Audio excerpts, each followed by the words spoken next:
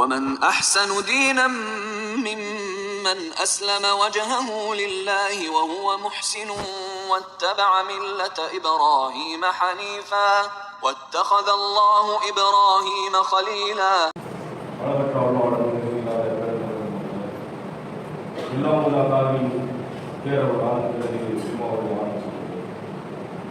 அல்லாஹ்வுடைய கருணையும் சாந்தியும் சமாதானமும் உலக தலைவர் நபிகள் நாயகம் ஸல்லல்லாஹு அலைஹி வஸல்லம் அவர்களுடைய வழிமுறையை அப்படியே பின்பற்றி வாழ்ந்த நல்ல தோழர்கள் தோழியர்கள் குறிப்பாக நம் அனைவர்களுக்கும் எல்லாம் உள்ள அல்லாஹ்வுடைய ஒன்றாத பேரவரும் கருணையும் கணேசக்கூடிய சகோதரர்களை தாய்மார்களே, அல்லாஹ் சுப்ஹானஹு வ தஆலா இந்த உலகத்தை படைத்து மனிதன் நிம்மதி பெறக்கூடிய வகைகளில் எண்ணற்ற அருட்கொடைகளை வழங்கி அந்த மனிதனுக்கு மறுமையில் எது வெற்றி தருமோ அந்த வழிகாட்டு நெறிமுறைகளையும் வழங்கி வேறொரு கொடுத்திருக்கிறார். மனித வாழ்க்கை என்பது ஒரு குறிப்பிட்ட காலத்திலே மனித வாழ்க்கை முடிந்துவிடக்கூடிய ஒன்று. உலகம் ஒரு நாள் அழிக்கப்படும் அல்லது மனிதர்களாக இருக்கக்கூடிய ஒவ்வொருவரும் மரணத்தை வழங்கியே தீர்வோம். குல்லு நஃப்ஸின் லாயிகத்துல் மௌத். உலகத்தில் படைக்கப்பட்ட ஒவ்வொரு உயிரினங்களும் மரணத்தை அடைந்தே தீரும் என்று அல்லாஹ் திருமறை குர்ஆனில் சொல்கிறார். நம்மிடத்திலே வாழ்ந்தவர்கள், நம்மோடு உறவாடியவர்கள், நம்மை வளர்த்தவர்கள், நம்மோடு பழகியவர்கள், இவர்களுடைய நிலை, கடந்த காலத்தில் நம்மோடு இருந்தவர்களுடைய நிலை இப்போது எங்கே என்று பார்க்கக்கூடிய நேரத்தில் மரணம் அடைந்து விட்டார்கள். மனிதன் மரணத்தை எதிர்நோக்கி தன்னுடைய வாழ்க்கைகளை அமைத்துக் கொள்வதைத்தான் இஸ்லாம் விரும்புகிறது. இந்த நேரத்தில் மரணத்தை எதிர்நோக்கி வாழக்கூடிய மனிதன் அவன் அறிவுபூர்வமாக எந்த அடிப்படையை அவர் கையாள வேண்டும் என்ற நெறிமுறையை மாற்றம் நமக்கு வழங்குகின்றது. இந்த உலகத்தில் நாம் மரணமடைவதற்கு பின்னால் ஒரு வாழ்க்கை இருக்கின்றது. அந்த வாழ்க்கைக்கு நாம் எதை முற்படுத்த வேண்டும் என்றுதான் இஸ்லாம் நம்மிடத்தில் எதிர்பார்க்கின்றது. இந்த உலகத்தினுடைய வாழ்க்கை இன்பங்கள் இதை அடைவதற்கு பல்வேறு முயற்சிகளை செய்கின்றோம். பொருளாதாரத்தை திரளுவதற்கு இன்பங்கள் எது என்று நாம் கருதுகிறோமோ அந்த இன்பங்களை அடைவதற்கு நம்முடைய பெரும்பாலான வாழ்க்கைகளை பெரும்பகுதிகளை அதற்காகவே நாம் செலவு செய்கிறோம். ஆனால் நாம் பெறக்கூடிய இந்த இன்பங்கள் நமக்கு அதை அடைய முடியுமா என்றால் அது கேள்விக்குறிதான். உலக வாழ்க்கையில் மனிதன் ஒரு இலக்கை நோக்கி அவன் முயற்சி செய்யக்கூடிய நேரத்தில் அந்த இலக்கை அவனால் அடைய முடியும், சில நேரம் அவனால் அடைய முடியாது. இதை அல்லாஹ்வுடைய தூதர் மிக அழகான முறையில் ஒரு வரைபடத்தின் மூலமாக நமக்கு வெளிப்படுத்துகிறார்கள். மஸ்ஜித் நபவியிலே சஹாபாக்களோடு இருக்கக்கூடிய நேரத்தில் அல்லாஹ்வுடைய தூதர் ஒரு சதுரத்தை வழங்கிவிட்டு உலக வாழ்க்கையுடைய நியதியை நீங்கள் புரிந்து கொள்ளுங்கள் என்று பாடம் நடத்துகிறார்கள்.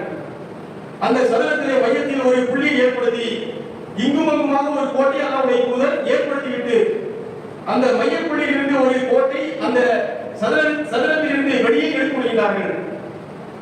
இப்படி எடுத்து வரக்கூடிய நேரத்தில் அந்த சதுரத்தினுடைய ஓரத்தில் இருந்தும் ஒரு கோட்டை அல்லாஹ்வுடைய தூதர் இழுத்துவிட்டு இதற்குரிய விளக்கத்தை சஹாபாக்கள் அவர்களுக்கு விளக்கக்கூடிய நேரத்தில் இதற்குரிய விளக்கம் என்னவென்றால் இதுதான் மனிதனுடைய வாழ்க்கை. இந்த உலகத்தில் வாழக்கூடிய மனிதனுடைய நிலையானது இந்த சதுரம் தான். இதில் இருக்கக்கூடிய இந்த கோடுகள் அனைத்தும் அவன் சந்திக்கக்கூடிய சங்கடங்கள். இங்கும் அங்குமாக தீர்த்தாங்க தெரியுமா? இந்த கோடு என்பது அவன் சந்திக்கக்கூடிய சங்கடங்கள். அந்த மையப்புள்ளியில் இருந்து ஒரு கோட்டை அல்லாஹ்வுடைய தூதர் சதுரத்திலிருந்து வெளியே அவர்கள் தீர்த்தி விட்டாங்க தெரியுமா? எடுத்து விட்டது மனிதனுடைய எதிர்பார்ப்பு. இந்த எதிர்பார்ப்பை அவன் முயற்சி செய்யக்கூடிய நேரத்தில் அவன் பல சங்கடங்களை சந்தித்துக் கொண்டே இருப்பான். இப்படி சங்கடங்களோடு அந்த எதிர்பார்ப்பை அவன் முயற்சி செய்யக்கூடிய நேரத்தில் இறுதியாக இந்த கோடு என்பது அவனை அடைந்துவிடும். இந்த கோடுதான் மரணம் என்று அல்லாஹ்வுடைய தூதர் சொன்னாங்க. ஒரு மனிதன் இந்த உலகத்தில் அவனுடைய வாழ்க்கை நடைமுறை அவர் வாழக்கூடிய எதிர்காலத்தை பற்றி இந்த வரைபடத்தின் மூலமாக அல்லாஹ்வுடைய தூதர் மிக அழகான முறையில் வெளிப்படுத்தி விட்டார்கள். இதற்கு நாம் என்ன செய்ய வேண்டும்? ஒரு காலத்தில் இங்கே இருக்கக்கூடிய நாமும் வரலாற்றில் பேசுவதாக மாறப் போகின்றோம். நம்மோடு வாழ்ந்தவர்கள், நம்மோடு பழகியவர்கள் மரணமடைந்து விட்டார் என்ற செய்தியை வாரத்திற்கு 2 நாளோ அல்லது 3 நாளோ நாம் சொல்லியிருக்கின்றோம். நம்முடைய பகுதிகளில், நம்முடைய தெருக்களில் மரணம் என்ற இந்த நிலை அறிவிப்பை தொடர்ந்து நாம் செவியேற்றுக் கொண்டே இருக்கின்றோம். இப்போது மூமின்களாக இருக்கக்கூடிய நம்முடைய நிலை எப்படி இருக்க வேண்டும்? அல்லாஹ் தன்னுடைய திருமறை குர்ஆனிலே சொல்கிறான், யூமினூன பில்லாஹி வல் யௌமில் ஆகிர் வ யஅமுருன பில் மஅரூஃப் வ யன்ஹவுன அனில் முன்கர் வ ஸாரிஊன பில் கைராத். அல்லாஹ் சுப்ஹானஹு வ தஆலா இந்த வசனத்திலே நம்பிக்கையாளர்களை பற்றி ஒரு அழகான ஒரு விளக்கத்தை சொல்கின்றான். நம்பிக்கையாளர்கள் என்றால் அவர்கள் எப்படி இருப்பார்கள்? மறுமை நாளை நம்புவார்கள். யூமினூன பில்லாஹ், அவர்கள் இறைவனை நம்புவார்கள். ஆகியத்தை மறுமை நாளை நம்புவார்கள். வயம்னூன பில் மஅரூஃப் வயன்ஹவுன அனில் முன்கர், நன்மையை ஏவுவார்கள், தீமையை விட்டும் தடுப்பார்கள் என்று சொல்லிவிட்டு வசாரிஊன பில் கைராத், நன்மையான விஷயங்களில் அவர் வேகமாக விரைந்து செல்வார்கள் என்று அல்லாஹ் தன்னுடைய திருமறையில் சொல்றார். இவர்கள்தான் உலாயிக மினஸ் ஸாலிஹீன், சிறந்தவர்கள், நம்மிடத்திலே சிறப்புக்குரியவர்கள் என்று இந்த வசனத்தை அல்லாஹ் வெளிப்படுத்துகின்றார். கண்ணியத்திற்குரிய தாய்மார்களே, அல்லாஹ் சுப்ஹானஹு வ தஆலா இந்த வசனத்திலே நம்மிடத்திலே எதிர்பார்க்கக்கூடிய நடைமுறை என்ன தெரியுமா? நீங்கள் நம்பிக்கையாளராக இருக்க வேண்டும். நாம் ஒவ்வொரு வாரமும் நாம் தொழுகையை நிறைவேற்றுகின்றோம். இறை வணக்க வழிபாட்டிலே நாம் முயற்சி செய்ய வேண்டும். வாரத்திற்கு ஒரு தடவை நாம் தொழுகையை நிறைவேற்றிவிட்டு செல்வது மார்க்க நடைமுறை கிடையாது. அல்லாஹ் இங்கே சொல்லக்கூடிய விஷயம் ஒரு சாரிபுன பில் கைராத், நன்மையான விஷயங்களை நாம் விரைந்து செல்ல வேண்டும் என்று அல்லாஹ் இந்த வசனத்திலே சொல்கிறான்.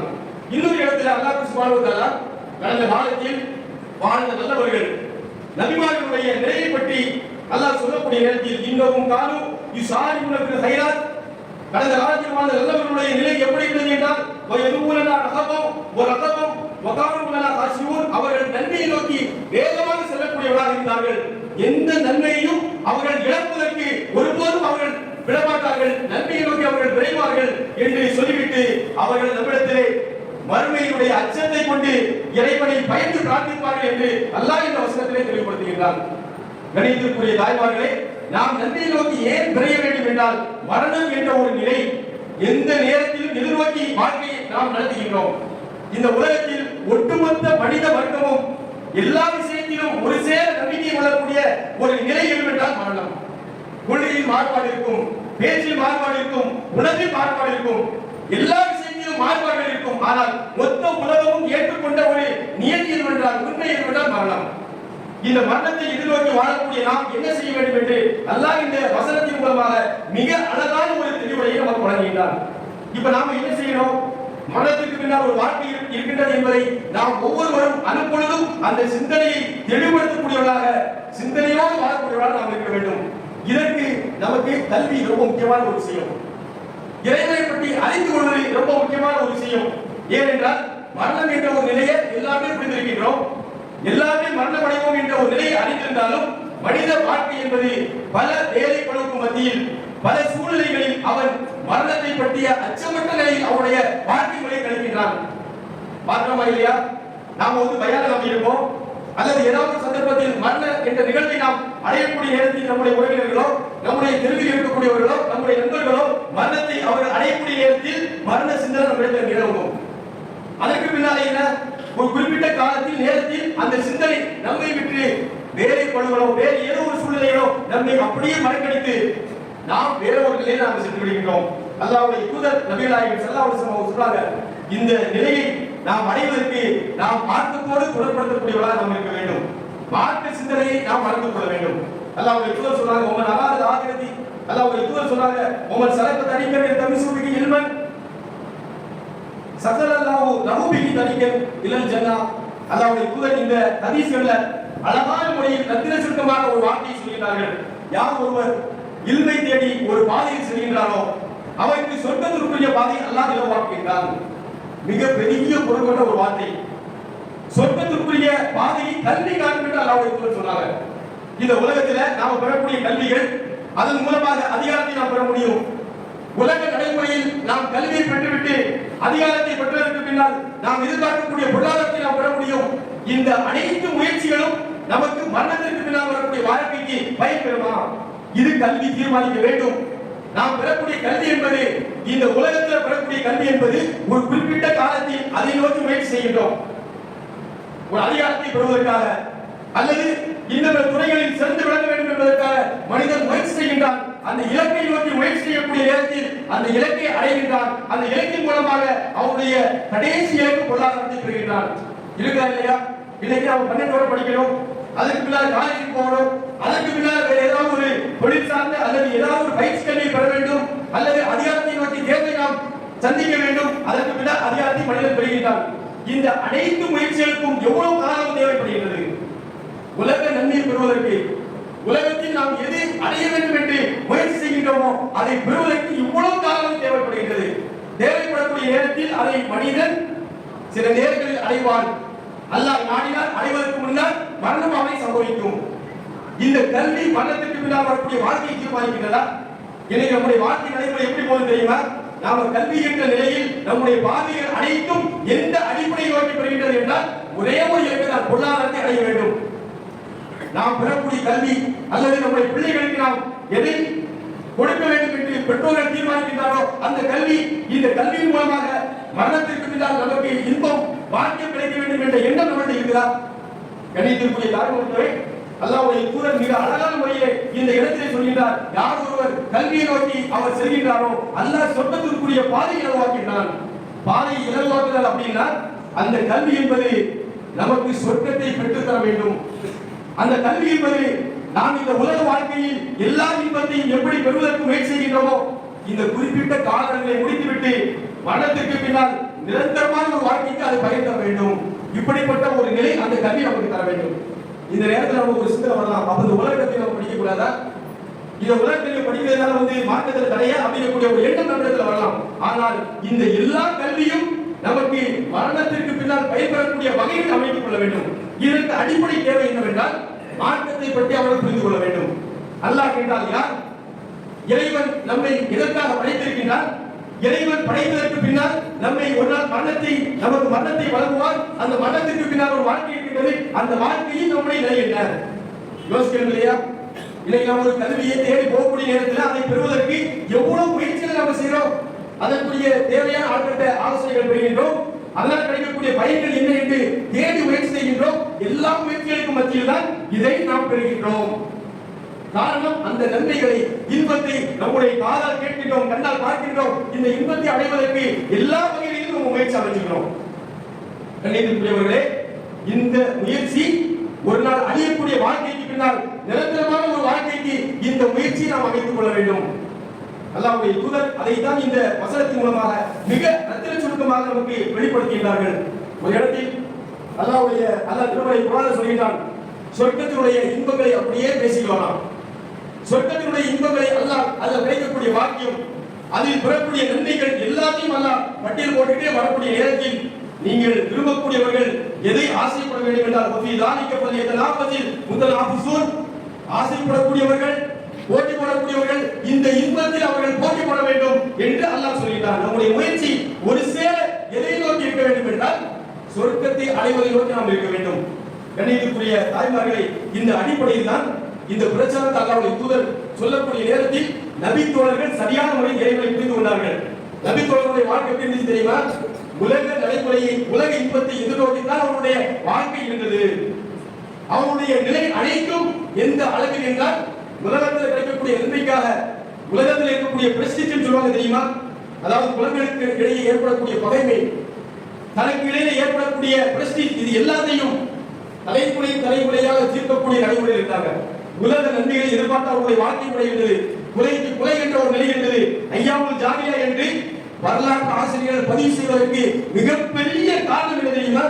சின்ன செய்து குறைகள் நடந்தது. ஹதீஸ்களை அறிஞர்கள் சொல்றாங்க, சகாபாக்கள் இந்த இஸ்லாத்தை ஏற்றுக்கொள்வதற்கு முன்னால் அவருடைய வாழ்க்கை முறை கருப்பு பக்கத்துக்குரியவர்களாக வாழ்ந்தார்கள். கருப்பு பக்கம் என்றால் அவர்கள் வாழ்க்கை நடைமுறையை மனிதர்கள் பின்பற்றவே முடியாது, மிருகங்களை விட ஒரு கீழான நிலையில் அவருடைய வாழ்க்கை முறை அமைத்தார்கள். இந்த ஏகத்துவம் இஸ்லாமிய மார்க்கத்துடைய நெறிமுறை அவர்களுக்கு வந்ததற்கு பின்னால் அவர்கள் தன்னுடைய வாழ்க்கையை எப்படி அமைத்துக் கொண்டார்கள்? ஒரு தடவை நபி நாயகம் ஸல்லல்லாஹு அலைஹி வஸல்லம் அவங்க தன்னுடைய இயற்கை தேவையை நிறைவேற்றதுக்காக போறாங்க. போயிட்டு இருக்கக்கூடிய நேரத்தில் திரும்ப வர்றாங்க. வரக்கூடிய நேரத்தில் ஒரு நபி தோழர் அப்துல்லாஹ் இப்னு அம்ர் பின் ஆஸ் என்ற ஒரு நபி தோழர், ரபியா என்ற நபி தோழர், அல்லாஹ்வுடைய தூதருடைய பணியாளர்.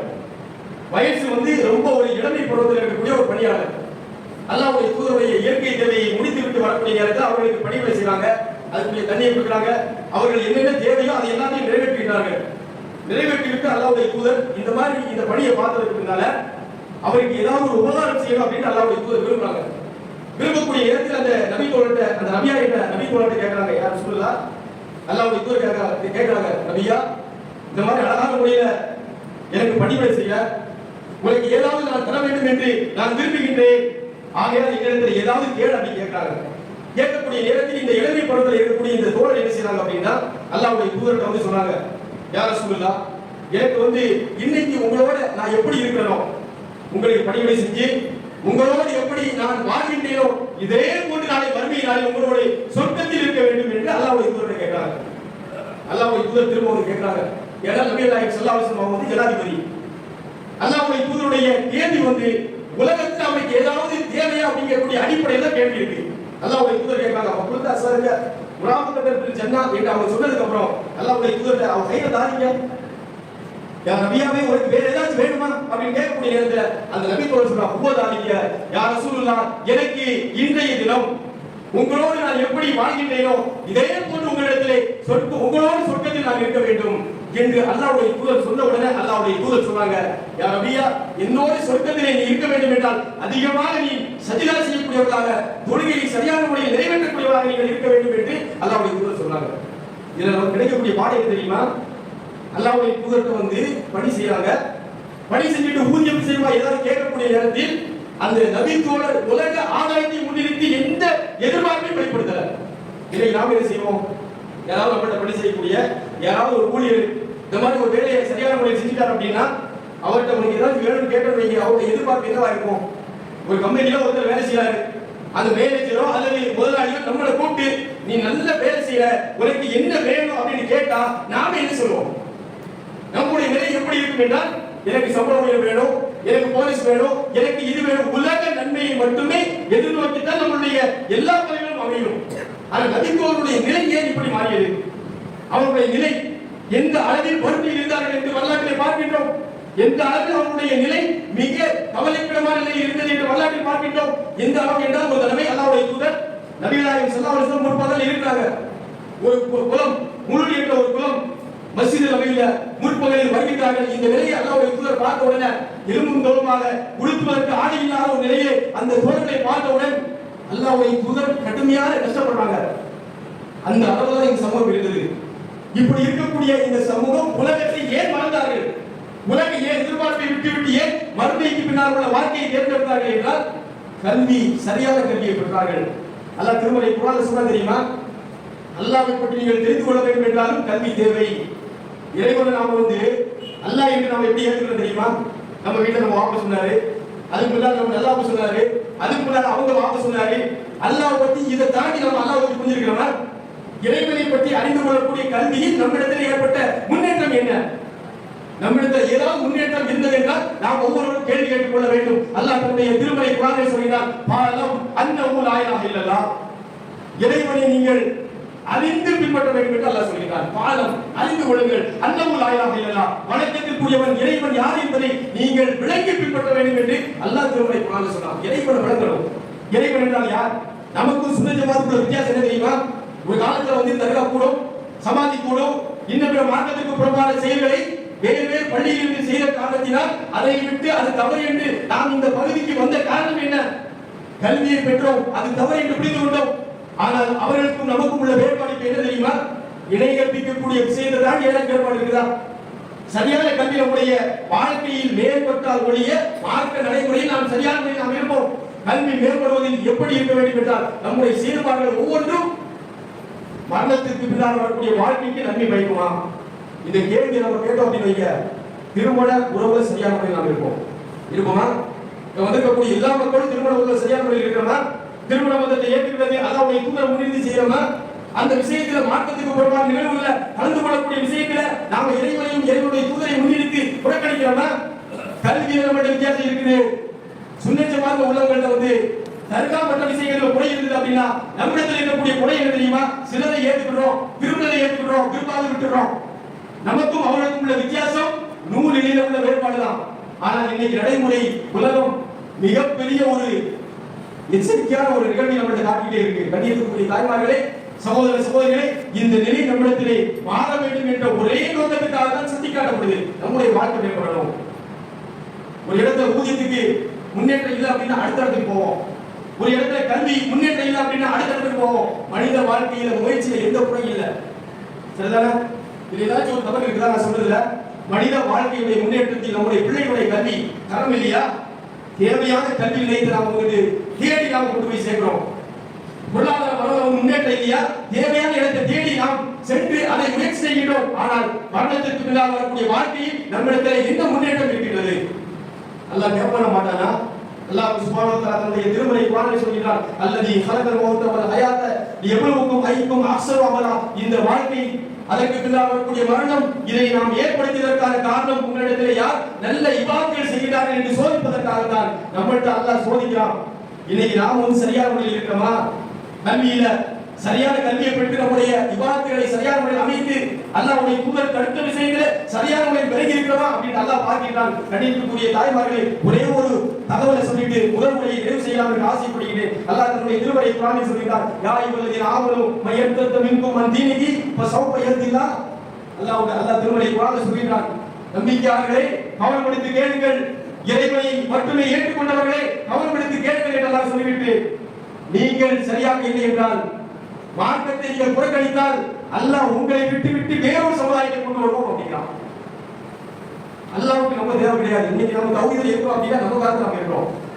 இன்னைக்கு இந்த ஏகத்துவத்தை நம்ம பின்பற்றோம் அப்படின்னா ஏதோ நம்ம எல்லாரும் சேர்ந்து இந்த பள்ளியில் நம்ம உட்கார்ந்துட்டோம் அப்படின்னா இறைவனுடைய தகுதி மேலும் அப்படிங்கக்கூடிய நிலையே கிடையாது. இறைவனுக்கு நாம் தேவையில்லை. அல்லாஹ் நினைத்தால் ஷைத்தானை கொண்டு இந்த மார்க்கத்தை வளர்ப்பான். இறைவனுக்கு மனிதன் தேவையில்லை. இறைவனுக்கு ஒருபோதும் மனிதர்கள் தேவையில்லை. அதைத்தான் அல்லாஹ் இந்த வசனத்திலே சொல்கிறான். நபி தோழர்களை பார்த்து அல்லாஹ் பேசினான், ஆரம்பத்தில் எப்படி மக்களுக்கு காபிர்கள் இறைவனை மட்டும் ஏற்றார்களோ அதை ஏற்போட்டு இன்னைக்கு நாம் என்ன செய்யணும் தெரியுமா? அல்லாஹ்வை ஏற்றுட்டு பணத்துக்கு புரிய வேண்டிய இறைவனை ஏற்றுவிட்டு முகமது ரசூலுல்லாஹ் அல்லாஹ்வுடைய தூதர்ட்டு வாயிலாக நாம் சொல்றோம். முகமது ரசூலுல்லாஹ் என்பதை வாயிலாக சொல்லாமல் நடைமுறையில் நாம் செயல்படுத்த நாம் தவறிவிட்டோம் என்றால் அல்லாஹ் சொல்கிறான், யா அய்யுஹல்லதீன ஆமனூ மய்யர்தத்த மின்கும் அன் தீனிஹி. நீங்கள் உங்களுடைய மார்க்கத்தில் இருந்து நீங்கள் விலகினால், புறக்கணித்தால், அங்கே அல்லாஹ் சுப்ஹானஹு வ தஆலா உங்களை அங்கிருந்து அப்படியே அப்புறப்படுத்திவிட்டு வேறொரு சமுதாயத்தை அல்லாஹ் அந்த இடத்திலே ஏற்படுத்துவான். நடைமுறை உதாரணம் நமக்கு முன்னால் இருக்கின்றது. நம்ம ஊர்ல அல்லாஹ்வுக்கு பஞ்சம் கிடையாது, ரசூலுல்லாஹ் சொல்றதுக்கு பஞ்சம் கிடையாது, தொழுகைக்கு பஞ்சம் கிடையாது, நோம்புக்கு பஞ்சம் கிடையாது, நோம்புக்கு காய்ச்சலுக்கு பஞ்சம் கிடையாது, எந்த இருமை இல்ல. பஞ்சம் இல்லாம நம்ம ஊர்ல அல்லாஹ் சொல்லிட்டு இருக்காங்க. நம்ம வழிபடி கொண்டோம். இந்த இடத்தில் ஏகத்துவத்தை நிலைநாட்டுவதற்காக நாம் ஏன் இந்த களத்தை அமைக்கிறோம்? ஒரே ஒரு நோக்கம், அல்லாஹ் நம்மை மாற்றிவிட்டான். அவர்கள் சரியான முறையில் இறைவனுடைய மார்க்கப்படிகளை செய்யவில்லை. அவர்களுக்கு பகரமாக அல்லாஹ் சுப்ஹானஹு வ தஆலா நம்மை பிரதிநிதியாக அமைத்திருக்கின்றான். நாமும் சரியான முறையில் இல்லை அப்படின்னு இறைவனுக்கு நாமும் தேவையில்லை. கணிதக்கூடிய தாய்மார்கள், சகோதர சகோதரிகளை, இந்த அடிப்படை நம்முடைய உள்ளத்திலே ஆழ பதிய வேண்டும் என்றால் இறைவனை பற்றிய புரிதல் இருக்க வேண்டும், மார்க்கத்தினுடைய தெளிவு இருக்க வேண்டும். அதைத்தான் அல்லாஹ்வுடைய தூதர் இந்த ஹதீஸின் மூலமாக தெளிவுபடுத்துகிறார்கள். ஒமன் சலக்க தரிகன் யல்தமிசு பிஹி இல்மன் ஸல்லல்லாஹு லஹு பிஹி தரிகன் இலல் ஜன்னah. கல்வியை தேடி ஒருத்தர் ஒரு பாதையில் செல்கிறார் என்றால் சொர்க்கம் அவருக்கு இலவாக்கப்படும். இந்த சொர்க்கத்தை நாம் அடைய வேண்டும் என்றால் இறைவனை பற்றி புரிதல் வேண்டும், இறை தூதரை பற்றிய புரிதல் வேண்டும், இறை தூதர் எப்படி வாழ வேண்டும் என்று நடைமுறைப்படுத்தினார்களோ அந்த வாழ்க்கை நம்மிடத்தில் மேம்பட வேண்டும்.